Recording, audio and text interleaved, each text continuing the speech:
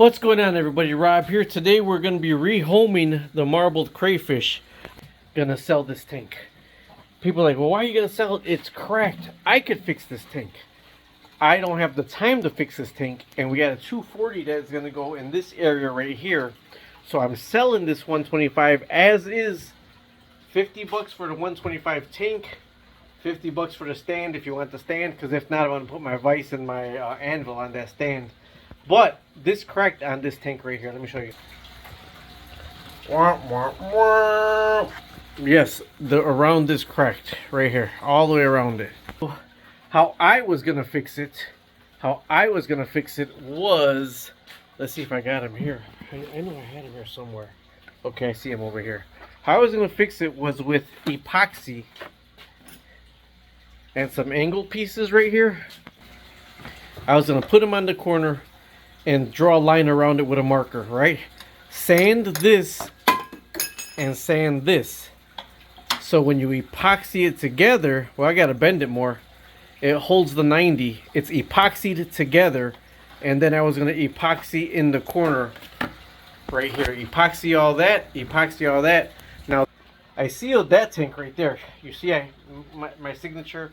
I got white caulk on it. It's 100% silicone, white 100% silicone.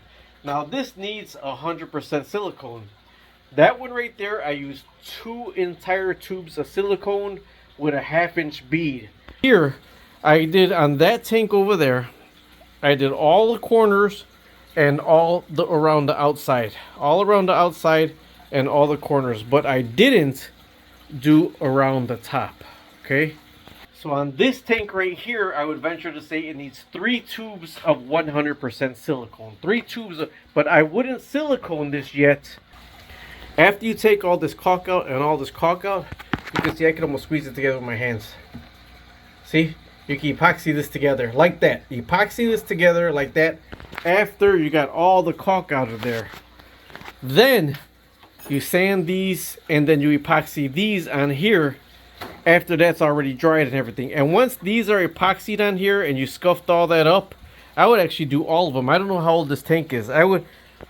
Any tank I got right now, I would seriously silicone it, because marble crayfish, that one leaked. I sealed it. This one right here, the koi broke it. Now I got those fiberglass lids that I made right there, and I had them across here. But that big koi gets startled easy. So it popped up, bam, popped up the lid. It fell inside on an angle and wedged. And it had enough pressure to wedge that it cracked it right there. But seeing that I would think about restoring this tank, I would probably put these on 4 corners of the outside and epoxy those in after that epoxy dried. And then when these are epoxied in, then I would go with 100% silicone and reseal the whole tank. But this is going to take probably a day of scraping, because you have to scrape all the silicone. You can't leave any little bit on there because you're too lazy. You got to scrape all the silicone off with a razor blade, because any piece that you leave on and just think you're going to connect them together is not going to be a solid seal. And after all that, I personally believe it would be a good tank. And if I didn't have this 240-gallon tank, that's how I would be fixing that tank. But right now, I'm going to get all those marbled crayfish. There's a lot of marbled crayfish in there already. You see, it actually can't keep that filter on because the water goes below that. There's a marbled crayfish right there, right there, right there. There's tons of them. So it's going to take me about 2 hours to find all these, because I do try to get all the baby ones. A lot of people say, forget them babies. I try to get all the baby ones I can see. I hate transferring them when they are on eggs, but I have to, because I got to get rid of this. It's dripping too much where I'm starting to smell it a little bit, the water, the moisture in my basement, and I don't want that. So I'm going to go ahead and I'm probably going to sell this on Facebook Marketplace for 50 bucks as is. If I were to fix it and seal it, I'd sell it for 200, but I don't really have the time. So I just want enough money for this to buy the wood, because it's like $6.50 per board for 2x6s that I got to make for the stand for the 240. Now this stand right here is 2x4s, 6-foot 2x4s. That stand in wood during COVID cost me 60 bucks to make that stand right here. But here's where the marble, this is the garbage picked rain barrel right here. That's the garbage picked rain barrel. So the marble crayfish are going in that. The marble crayfish, I left them in there for like a year and a half one time in a barrel like that. Actually, it was a it was that garbage can right there. I left them in that garbage can with a pop bottle filter. I make the 2-liter filters with the, you put the sponge in there, you put the gravel in there from their tank, and you just throw it in there and let it bubble.